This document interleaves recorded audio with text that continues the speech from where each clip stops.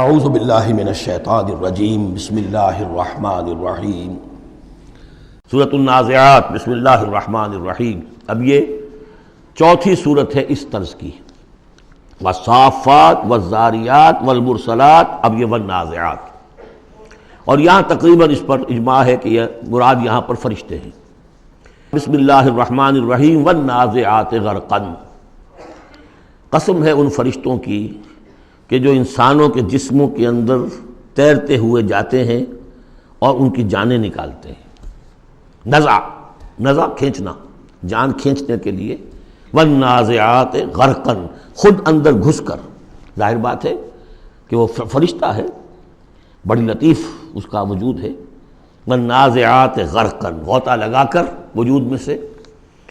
والناشطات نشطا، اور ایسا بھی ہے کہ جیسے گرہ کھول دی جائے، کھول دینے والی بات۔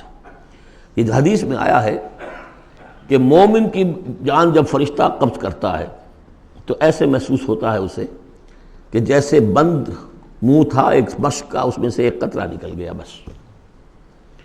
اور جب وہ جان کھینچتا ہے، روح قبض کرتا ہے کافر کی، تو جیسے کہ سیخ پر سے گرم کباب کھینچا جاتا ہے۔ تو یہ دو مختلف کیفیات، لیکن اس کا تعلق جسم والے اس معاملے سے نہ سمجھیے۔ آخری وقت عالم نزع تو بہت سے نیک لوگوں پر بھی سخت آ جاتا ہے، حضور پر بھی عالم نزع جو ہے وہ سخت آیا ہے، اور اس میں بار بار حضرت فاطمہ رضی اللہ تعالیٰ عنہ رو دیتی تھیں، واہ بتاؤ، ہائے میرے ابا جان کی یہ کیا کیفیت ہے۔ اور حضور فرماتے تھے کہ بیٹی آج کے دن کے بعد تیرے باپ کے لیے کوئی سختی نہیں ہے۔ تو ایک ہے ظاہری جسم کا معاملہ، ایک ہے اندر سے جب روح، جب وہ گرہ کھلتی ہے، اس وقت بالکل بندہ مومن کے لیے ایسے ہوگا جیسے کہ ایک جو قطرہ تھا بس بند مشک میں سے وہ نکل آیا۔ والسابحات سبحا، پھر یہ فرشتے تیرتے ہوئے فضا میں اور خلا میں اس روح کو لے کر جاتے ہیں۔ کہاں لے کر جاتے ہیں یہ آگے آئے گا ویل للمطففین میں، سورۃ المطففین میں۔ فالسابقات سبقا، پھر وہ آگے بڑھتے ہیں، ایک دوسرے سے نکلتے ہیں۔ فالمدبرات امرا، پھر جو حکم ہوتا ہے اس کی تدبیر کرتے ہیں۔ یہ فرشتے ان کو کہاں لے کر جانا ہے؟ یہ سجین میں جانے والی جان ہے یا یہ کہ اعلیٰ علیین میں جانا ہے، وہ سب اس کے مطابق کریں گے۔ اس کے آگے جو قسم کا جواب ہے وہ محذوف ہے، ان الدین لواقع انما توعدون لصادق۔ سورہ زاریات میں، سورہ مرسلات میں اسے واضح کر دیا، یہاں اب اسے حذف کر دیا۔ یوم ترجف الراجفہ، جس دن کہ یہ کانپے گی ایک مرتبہ کانپنے والی زمین، زلزلہ۔ یا ایھا الناس اتقوا ربکم ان زلزلۃ الساعۃ شیء عظیم یوم ترونھا تذہل کل مرضعۃ عما ارضعت وتضع ذات کل حمل حملها وتری الناس سکارى وما هم بسکارى ولکن عذاب اللہ شدید۔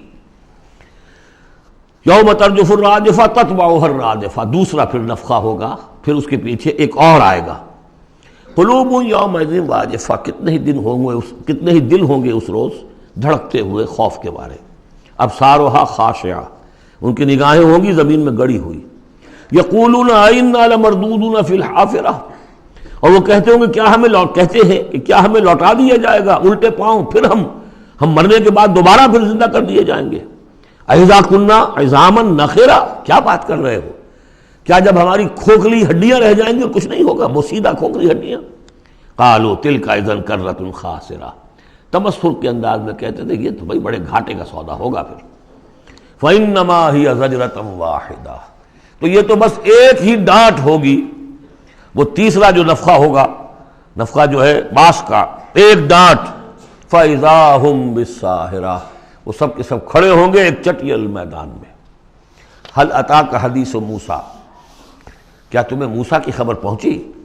اذ ناداہ ربہ بالوادی المقدس طویٰ، یاد کرو جب کہ اس کو پکارا تھا اس کے پروردگار نے اس مقدس وادی میں جس کا نام طویٰ ہے۔ اب یہ کئی مرتبہ تفصیل سے ہم پڑھ چکے ہیں، لیکن اب دیکھیے کہ شروع میں یہ بات آ رہی ہے تو اتنی مختصر آ رہی ہے۔ ابتدائی صورتیں ہیں، ظاہر بات ہے چھوٹی صورتیں ہیں، ان میں تو آئے گا تو اسی اختصار کے ساتھ، اسی کی تفصیل ہے، سورہ طٰہٰ میں ہے، سورہ قصص میں ہے، سورہ اعراف میں ہے۔ اذهب الى فرعون انه طغى، تو اللہ نے جو ندا کیا تھا، اذ ناداہ ربہ بالوادی المقدس طویٰ اذهب الى فرعون انه طغى، جاؤ فرعون کی طرف، اب یہ رسول بن گئے۔ انه طغى، وہ بہت سرکش ہو گیا ہے۔ فقل هل لك الا ان تزكى، اور جا کر کہو کہ بھائی ہے کوئی ارادہ تمہارا کہ تم اپنے آپ کو پاک کر لو، صاف کر لو، اپنے عقائد، اپنے خیالات، اپنے اعمال، اپنا کردار. واہدیک الی ربک فتخشى، اور میں تمہاری رہنمائی کروں تمہارے رب کی طرف تاکہ تمہارے اندر بھی خشیت پیدا ہو جائے، اللہ کا خوف، اللہ کا تقوی، اللہ کی خشیت. فَأَرَاهُ الْآيَةَ الْكُبْرى، اور اس نے دکھایا اس کو بہت بڑی نشانی، یعنی جو معجزہ دے کر بھیجے گئے تھے، سانپ والا معجزہ وہ دکھایا. فَكَذَّبَ وَعَصَىٰ، لیکن اس نے جھٹلا دیا اور نافرمانی کی. ثُمَّ أَدْبَرَ يَسْعَىٰ، پھر اس نے پیٹھ موڑی کوشش کرتے ہوئے، بھاگ دوڑ کرتے ہوئے، یعنی تمام ملک سے تمام ماہر جادوگروں کو بلانے کے لیے. فَحَشَرَ فَنَادَىٰ، اور پھر جمع کیا اپنی رعیت کو، اور اس نے پکار لگائی، ہانک لگائی. فقال انا ربکم الاعلی، میں ہوں تمہارا سب سے بلند مالک اور رب. اب دیکھیے اس کی معنی کیا ہے. یہاں پر اس کا یہ دعویٰ یہ نہیں ہو سکتا تھا کہ میں نے اس کائنات کو پیدا کیا یا تمہیں پیدا کیا. وہاں ایسے بھی بڑے بوڑھے ہوں گے جنہوں نے اسے پیدا ہوتے ہوئے دیکھا ہوگا، کبھی جن کی ولادت شریفہ ہوئی تھی. مطلب کیا تھا وہ جو کہ اس سے پہلے ہم پڑھ آئے ہیں. یہ ہے شرک، سیاسی شرک. حکومت میری ہے.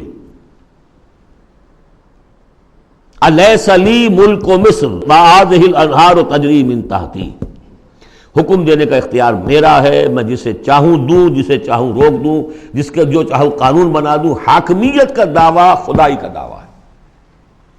یہ دعویٰ تھا نمرود کا، یہ دعویٰ تھا فرعون کا. باقی خالق ارض و سما ہونے کا کسی کا دعویٰ نہیں تھا، بلکہ ان کے اپنے بھی تھے، معبود تھے. اس میں آیا ہے کہ کیا تم چھوڑے رکھو گے موسیٰ کو کہ چھوڑ دے تمہیں بھی اور تمہارے معبودوں کو بھی. یذرک و آلہتک، تو اس فرعون کے بھی آلہہ تھے. لیکن سیاسی شرک، اور یہ سیاسی شرک جس قدر گلوبلائز ہوا ہے آج کے دور میں، پورا گلوب اس شرک کے اندر مبتلا ہے. پاپولر سوورنٹی، پہلے وہ ٹنوں گندگی کسی ایک شخص کے سر پہ رکھی ہوتی تھی، فرعون صاحب کے سر پر رکھی ہوئی ہے وہ حاکمیت کی گندگی. اب انہوں نے کیا کہ اس کو تولا تولا ماشا ماشا سب میں بانٹ دو. اور ابلیس کی مجلس شورا میں علامہ اقبال نے کس قدر خوبصورت تعبیر کی ہے. ہم نے خود شاہی کو پہنایا ہے جمہوری لباس، جب ذرا آدم ہوا ہے خود شناس و خود نگر. اسی کو بدل دیا، ہم نے شکل بدل دی ہے. کفر وہی تھا، انسانی حاکمیت. الیس لی ملک مصر، کیا مصر کی بادشاہی میری نہیں ہے؟ وہذہ الانہار تجری من تحتی، سارا اریگیشن کا سسٹم یہ میرے کنٹرول میں، جس کو چاہوں گا پانی لینے دوں گا، جس کو چاہوں گا روک دوں گا. فقال انا ربکم الاعلی فاخذہ اللہ نکال الآخرۃ والاولی، تو پکڑ لیا اسے اللہ نے سزا میں، آخرت کی بھی اور پہلی کی بھی، یعنی دنیا کی بھی سزا. دنیا میں غرق ہوا اپنے پورے لاؤ لشکر سمیت. آخرت میں جو ہونا ہے وہ نقشہ ہم دیکھ چکے ہیں بہت مرتبہ سورہ یونس میں خاص طور پر. ان فی ذلک لعبرۃ لمن یخشی، اس میں یقیناً سبق ہے. یہ عبرت کہتے ہیں عبور سے بنا ہے. عبور کسے کہتے ہیں؟ دریا کو عبور کرنا، اس کنارے سے اس کنارے پہنچ جانا. عبرت کا مطلب ہے ایک چیز کو دیکھ کر کسی اور حقیقت کو سمجھ لینا، یہ عبرت ہے. ان فی ذلک لعبرۃ لمن یخشی، سبق ہے کس کے لیے؟ جس کے دل میں کچھ بھی ڈر ہے. صدق اللہ العظیم.